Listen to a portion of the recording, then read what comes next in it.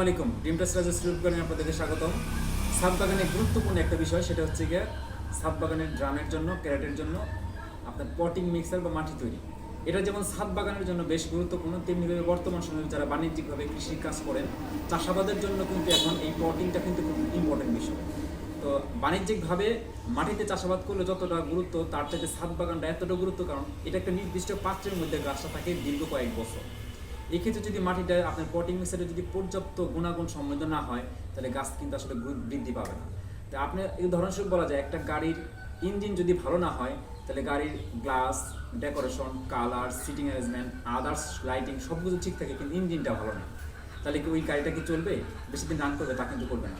অতএব আপনি যদি একটা ড্রামের জন্য, একটা ছাদ বাগানের শখের জন্য আপনি ছাদ বাগান করলেন, সেখান থেকে আপনি ফল, সবজি, ফুল সব কিছুই নেবেন, কিন্তু দেখা যাচ্ছে আপনি ভালো মানের চারা তৈরি করলেন, ভালো একটা ড্রাম তৈরি করলেন, ড্রেনেজ সিস্টেম করলেন, ঠিক আছে, সুন্দর বালানাশকের ব্যবস্থা করলেন, সঠিক মতো পরিচর্যা করলেন, নিয়মিত পানি দিলেন, কিন্তু দেখা যাচ্ছে আসলে কি আপনার পটিং মিক্সারটাই ঠিক নেই, মাটিটাই ঠিক নেই, ঠিক আছে, তাহলে কিন্তু দেখা যাচ্ছে দীর্ঘদিন পরে, কয়েকদিন পরে, 6 মাস 3 মাস পরে কিন্তু ওই গাছ থেকে কিন্তু আপনি কাঙ্ক্ষিত ফল, ফুল, সবজিটা আপনি পাবেন।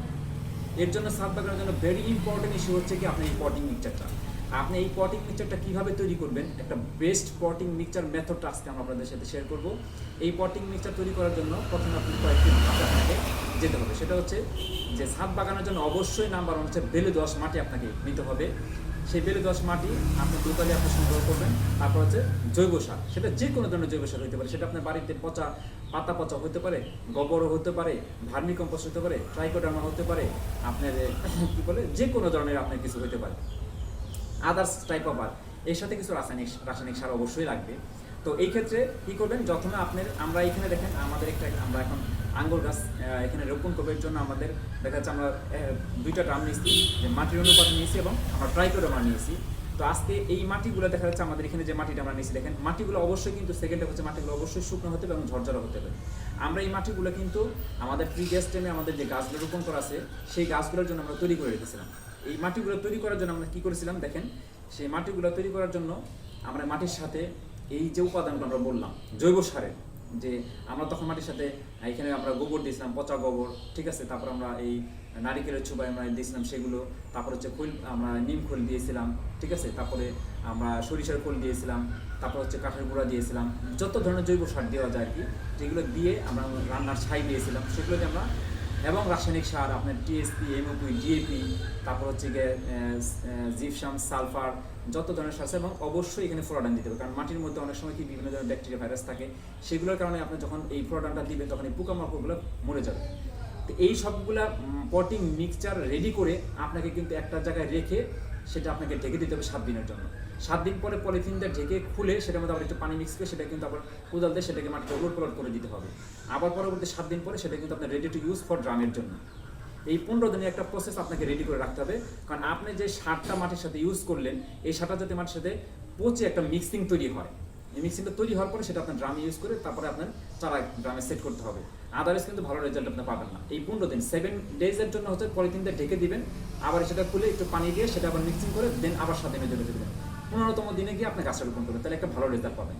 আর অবশ্যই এই মাটির সাথে কিন্তু আমি বলবো যে 40% মাটি দিবেন, আর 60% হচ্ছে গিয়ে কী দিবেন, আপনার হচ্ছে গিয়ে এই ভার্মি কম্পোস্ট বা জৈব সার দিবেন। কারণ আপনাকে জানতে হবে যে ছাদের মধ্যে আমাকে ওয়েট কমাতে হবে, মাটির ওয়েট বেশি, ভার্মি কম্পোস্ট বা কেঁচো কম্পোস্ট যেটাকে আমরা বলি, অথবা ট্রাইকোডার্মা, এইগুলো কিন্তু ওয়েট কম, ওয়েটলেস। তো আমি যখন গাছের মাটির চাইতে যখন ভার্মি কম্পোস্ট জৈব সারের পরিমাণটা বেশি হবে, তখন গাছের গ্রোথ ভালো হবে এবং ফল ফলাদিও বেশি হবে, সবজিও বেশি হবে। তো আজকে আমরা 2টা ড্রাম নিয়েছি, আমরা আঙ্গুরে চারা রোপণ করবো। এর জন্য দেখেন আমাদের রেডি টু সয়েল আমাদের আগে রেডি করা ছিল, এগুলোর মধ্যে কিন্তু আমাদের ডিমের খোসা দেওয়া আছে ভার্মি কম্পোস্ট হিসেবে। এই যে এখানে রেডি টু সয়েল আমাদের আছে, এই সয়েলের সাথে আমরা আজকে এখানে নিয়েছি হচ্ছে ট্রাইকোডার্মা। যেহেতু এগুলো অনেকদিন আগের, তার সাথে আবার আমরা সেকেন্ড টাইমে এখানে আমরা কিছু সার মিশিয়ে আমার এটা রেডি করছিলাম, এবং থার্ড টাইম এই মাটিগুলোকে আমরা ইউজ করতেছি, কারণ এগুলো আমাদের মানে ফার্স্ট টাইম ইউজ, বাট আমরা রেডি করতেছি আবার সেকেন্ড টাইম আর কি। তো এই মাটিগুলোর সাথে আমরা আজকে নতুন করে ট্রাইকোডার্মা নিয়েছি, কারণ ভার্মি কম্পোস্টের সাথে বেস্ট হচ্ছে ট্রাইকোডার্মা। এই ট্রাইকোডার্মার সাথে 2টা মিক্সিং করব। মিক্সিং করে দেখেন আমরা এই পর্যন্ত মাটি নিয়েছি, আর এখানে আমরা ট্রাইকোডার্মা দিয়েছি 1 বালতি। তা আমরা এটাকে দেই, এটাকে আমরা ঢেলে দিলে দেখেন এই, আর এটা যদি আমরা 1 বালতি দিই, আর এখানে ট্রাইকোডার্মা দিলে হচ্ছে আমরা 1 বালতি। দেখেন এটা ওয়েট কত কম, হ্যাঁ, আর ওইখানে আমরা অর্ধেক বালতি দেওয়ার পরে কিন্তু ওয়েট অনেক বেশি ছিল। এই দিলাম, যখন আমরা দেখবেন যে মাটির চাইতে ট্রাইকোডার্মার পরিমাণ, জৈব সারের পরিমাণ বেশি, তখন গাছটার গ্রোথ কিন্তু অনেক ভালো হবে। যদি নিয়মিত পরিচর্যা করতে পারেন তাহলে গাছের গ্রোথ ভালো হবে, দ্রুত ফলন আসবে, ফলনের পরিমাণ বেশি হবে। তাই এটা আমরা এখন মিক্সিং করে নেব। আপনি এইভাবে করে মিক্সিং করে নেবেন।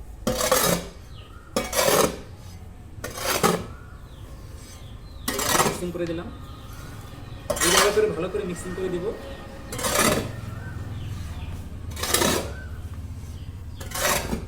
এইভাবে ভালো করে যখন মিক্সিং করা হয়ে যাবে তখন এগুলো কিন্তু মিক্সিং করে, আমি যেহেতু আগামীকালকে আঙ্গুর গাছ রোপণ করবো, এর জন্য আমি একদিনের জন্য এটা রেখে দেবো। আগামীকালকে আমি মিক্সিং মাটিটা আমি বালতির মধ্যে দিয়ে বা আমার নির্দিষ্ট ড্রাম বা ক্যারেটে দিয়ে যেটা ছাদে রোপণ করে দিব।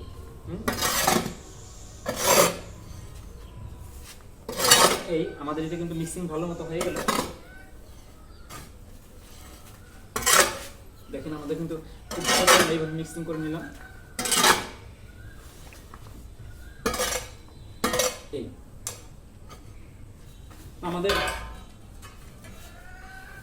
আমাদের মাটি কিন্তু পটিং মিক্সার কিন্তু রেডি। হ্যাঁ, তো আমি আবার একটু নোটেড, সেটা হচ্ছে গিয়ে আমাদের এই মাটিগুলোর সাথে আমরা এখন আলাদা জৈব সার বা রাসায়নিক সার ইউজ করিনি, কিন্তু এই মাটিগুলো আমাদের আগে রেডি করা ছিল। এর জন্য কিন্তু নতুন করে রাসায়নিক সার বা অন্য কিছু এখানে রেডি করিনি, শুধু ট্রাই করে আমাকে আবার নতুন করে দিছি যাতে গাছের গ্রোথগুলো ভালো হয়। তো এইভাবে করে কিন্তু আসলে আপনারা যদি পটিং মিক্সার তৈরি করতে পারেন তাহলে অবশ্যই ছাদ বাগানে ভালো রেজাল্ট পাবেন। ধন্যবাদ সবাইকে, দেখা হবে নেক্সট কোনো ভিডিওতে। আসসালামু আলাইকুম।